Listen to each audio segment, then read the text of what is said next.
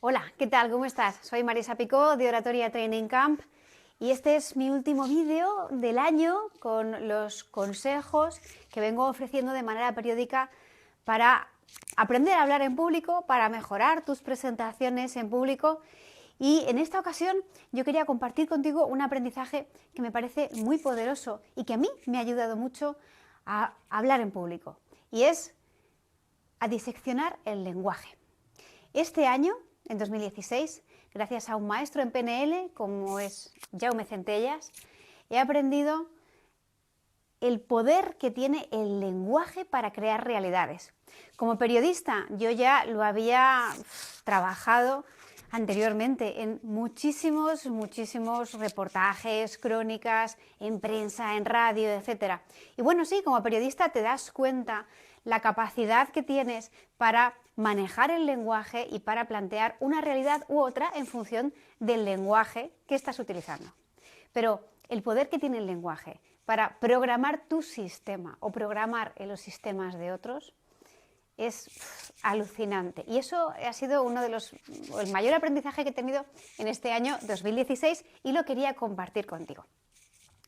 El hecho de ser consciente del poder del lenguaje te permite utilizarlo para contar historias que muevan a acciones diferentes, a ti o a otras personas. ¿Y esto cómo lo podemos utilizar en nuestras conferencias? Pues imagínate, creando las realidades que a nosotros nos interesan. ¿Qué lenguaje utilizas en tu presentación?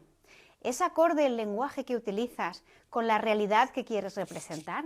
¿Es acorde al papel que tú representas?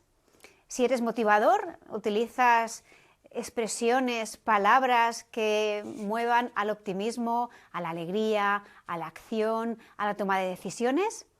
Si hablas desde el papel de experto, tú utilizas números, datos, utilizas un lenguaje analítico, un lenguaje que pueda hacer valer tu papel de experto en esa conferencia.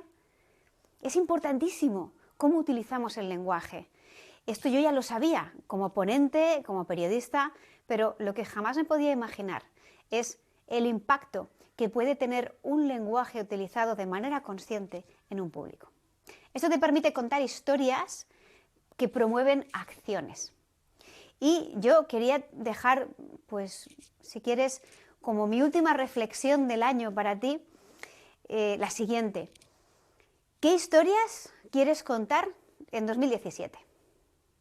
Yo he decidido que voy a contar historias de superación, historias de ayuda, historias de compromiso y historias de aprendizaje.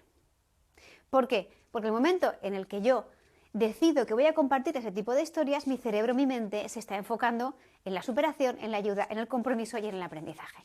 ¿Qué tipo de historias quieres compartir tú? ¿Con qué tipo de lenguaje las vas a compartir? ¿Qué te vas a decir a ti mismo? ¿Qué te vas a decir a ti misma el año que viene para contar todo lo que llevas dentro? Para contar lo que piensas, para contar lo que sientes, para contar lo que opinas al mundo.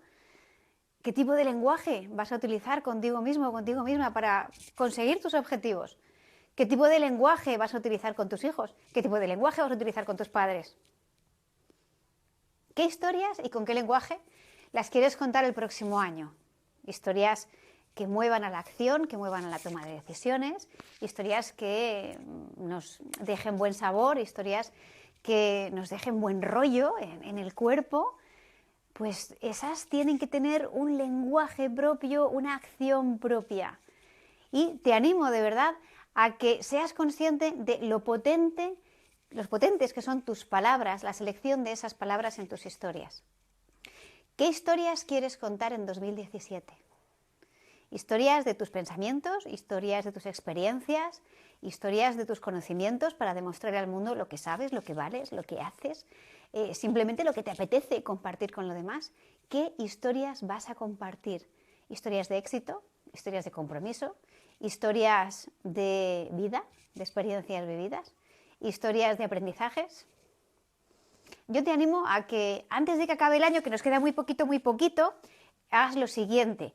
En un papel te pongas 3-4 líneas. El próximo año voy a compartir historias de X.